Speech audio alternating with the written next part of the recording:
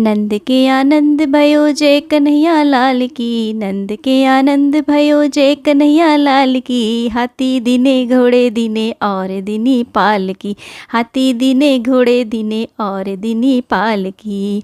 Radhe Radhe everyone, आप सभी का बहुत बहुत स्वागत है। दोस्तों, जन्माष्टमी पर जब भगवान श्री कृष्ण जी का जन्म हो जाता है तो उसके बाद में मनाया जाता है अगले दिन नंदोत्सव, यानी कि पहली रात्रि में तो भगवान जी का जन्म हो जाता है तो अगले दिन मनाया जाता है नंदोत्सव, जिसे हम दही हांडी भी कहते हैं और मटकी फोड़ भी कहते हैं, त्यौहार कहते हैं। तो नंदोत्सव यानी कि नंद राय जी के यहाँ पर इतना बड़ा उत्सव का आयोजन होता है जिसमें पूरे आसपास के सभी गांवों के लोगों को बुलाया जाता है।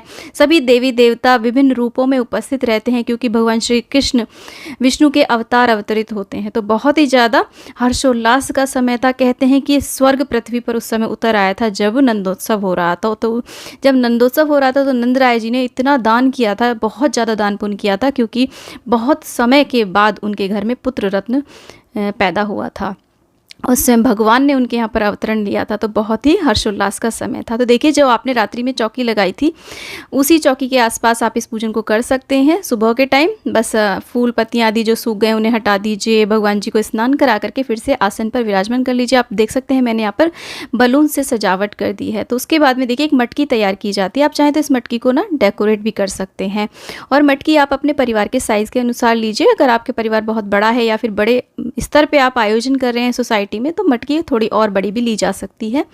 तो उसमें आप किसी रस्सी की मदद से या फिर कोई डोरी ले सकते हैं, इस तरीके से बांधा जाता है। तो देखिए, वैसे इस मटकी के अंदर कुछ लोग छेद करके उसमें आटा लगा देते हैं ताकि उस छेद को बांसुरी आदि से खोल दिया जाता है और दही नीचे गिरने लगती है, लेकिन मैंने इसमें छेद नहीं किया है। मैं सिर्फ आपको एक आइडिया दे रही हूँ। तो इस तरीके से हम बांध लेते हैं।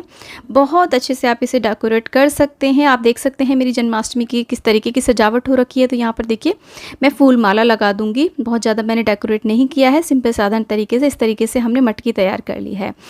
और घर परिवार के सभी सदस्य इस मटकी फोड़ त्यौहार में यानी कि नंदोत्सव में दही हांडी में ज़रूर सम्मिलित हूँ। भगवान श्री कृष्ण को दूध दही मक्खन बहुत ज़्यादा प्रिय हैं।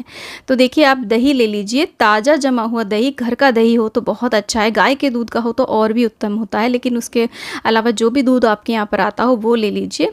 और इस तरीके से देखिए हम मटकी के अंदर हम दही को इस तरीके से डाल देते हैं, इस प्रकार से। तो इसको अच्छी तरीके से हम भर देते हैं। तो बहुत ही घर में इतना आनंद आता है ना इस उत्सव को मनाने में। एक तरीके से हम जन्म के बाद में जो खुशियाँ मनाई जाती हैं ना लल्ला के, तो वो ही मनाते हैं हम जन्माष्टमी के बाद अगले दिन। तो देखिए, दही से मैंने पूरा भर दिया। इस हांडी को इस तरीके से हम टांग देते हैं, कहीं भी ऐसी व्यवस्था कर लेते हैं। फिर नीचे दही का इधर उधर ना गिरे तो कोई आप बड़ा सा पात्र रख लीजिए इस प्रकार से।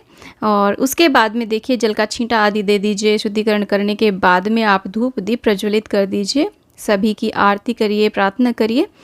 और देखिए गणेश जी भी हैं यहाँ पर। सभी का जो आपने जन्माष्टमी का रात्रि झांकी आदि लगाई हो ना, वहाँ पर आप इस पूजन को कर सकते हैं। उसके बाद में माखन मिश्री का भोग लगा दीजिए, और जो भी फल हो, खीरा हो, उस सब का भोग लगाइए। तुलसी दल रखने के बाद में गणेश जी को आपको अलग से ही भोग लगाना है सदैव, क्योंकि गणेश जी के भोग में तुलसी दल अर्पित नहीं किया जाता है।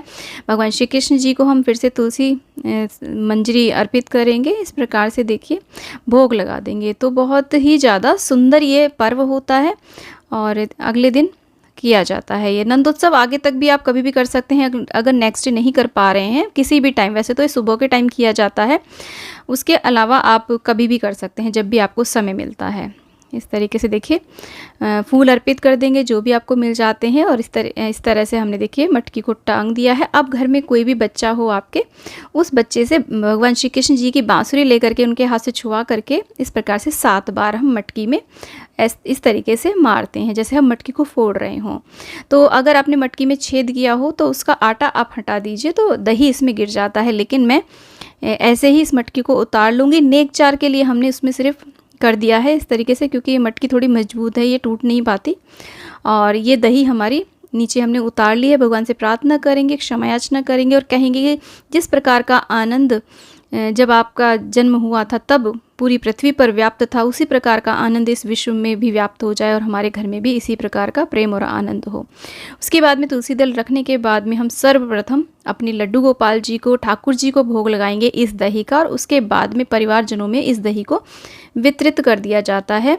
बहुत ही पावन पवित्र ये दही बन जाता है, इस तरीके से अमृत समान ये दही माना जाता है। तो ऐसे हमें जन्माष्टमी के अगले दिन नंदोत्सव अवश्य मनाना चाहिए।